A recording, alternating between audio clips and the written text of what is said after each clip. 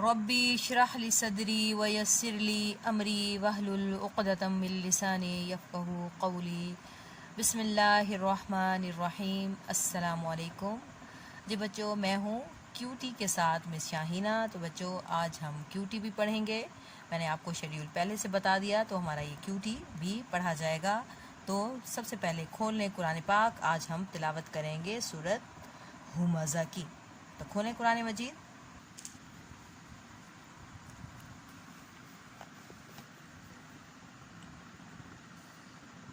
جی ہم پڑھ رہے ہیں سورۃ ہمزہ. یہ ہے مکی صورت. اعوذ باللہ من الشیطان الرجیم.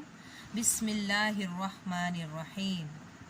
ویل لکل ہمزۃ لمزہ الذی جمع مالا وعددہ یحسب ان مالہ اخلدہ کلا لینبذن فی الحطمہ وما أدراك ما الحطمة نار الله الموقدة التي تطلع على الأفئدة إنها عليهم مؤصدة في عمد ممددة.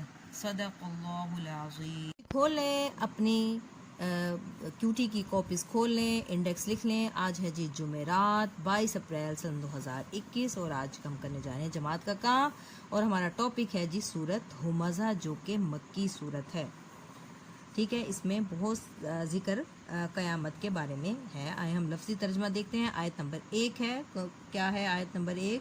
وَيْلٌ لِكُلِّ ہُمَزَةٍ لُمَزَةٍ. جی اب اس کا لفظی ترجمہ کیا ہوگا؟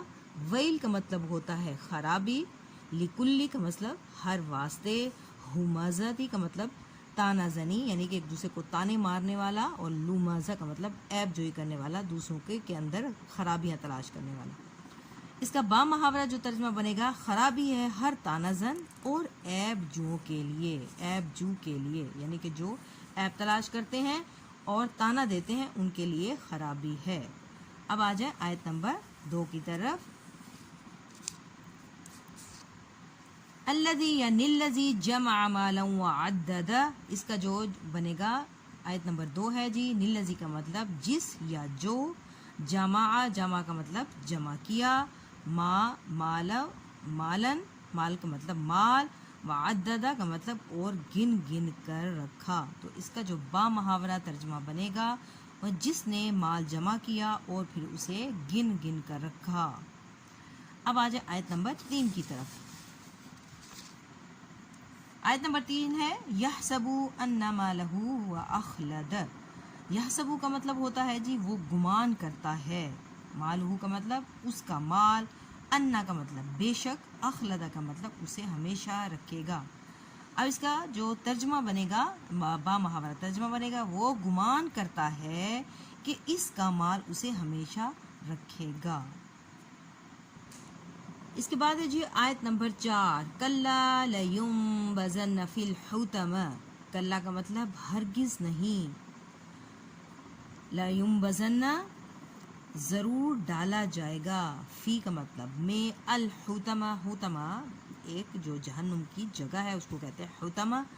اب ہے جی اس کا با محاورہ جو ترجمہ بنے گا، ہرگز نہیں وہ ضرور حطمہ میں ڈالے جائیں گے. اب ہے جی آیت نمبر 5. وما ادراک ما الحطمہ. یہ ہے آیت نمبر 5 اور اس کے جو ورڈز ہیں ان کے ہم میننگ دیکھتے ہیں. وما کا مطلب اور کیا، ادراکا تم سمجھے، مل حطمہ حطمہ کیا ہے. اس کا با محاورہ جو ترجمہ بنے گا، اور تم کیا سمجھے کہ حطمہ کیا ہے. تو جی بچوں یہ آپ کا آج کا کام مکمل ہو گیا. جی آج کا کام اتنا ہی. میں نے 5 آیات آپ کو کروا دی ہیں. اس کے بعد ہم جو تقریباً 4 آیات اس کی مزید ہیں، جب ہم وہ 4 آیات کر لیں گے تو یقیناً آپ کو پورے اس کے ترجمے کی سمجھ آ جائے گی کہ کیا کہا جاتا ہے. اس میں بتایا گیا اور تم کیا سمجھے کہ حطمہ کیا ہے. آگے بتایا جائے گا کہ حطمہ کیا ہے، وہ جہنم کی آگ ہے، جو کہ ہم انشاءاللہ کل کریں گے. اب آپ نے کرنا یہ ہے، اس کو نیٹ ہینڈ رائٹنگ میں آپ نے لکھنا ہے اور آپ نے انڈیکس بھی لازمی لکھنا ہے اور اس کو اچھے طریقے سے یاد بھی کرنا ہے. ٹھیک ہے. اور جو یہ دیکھیں یہ میں نے بلاک بنایا ہوا ہے، اس طرح آپ نے نہیں بنانا، آپ نے اسٹریٹ سینٹر میں ایک لائن لگانی ہے اور آپ نے اس طرح کام کرنا ہے. اوکے بچوں، ٹیک کیئر، اللہ حافظ.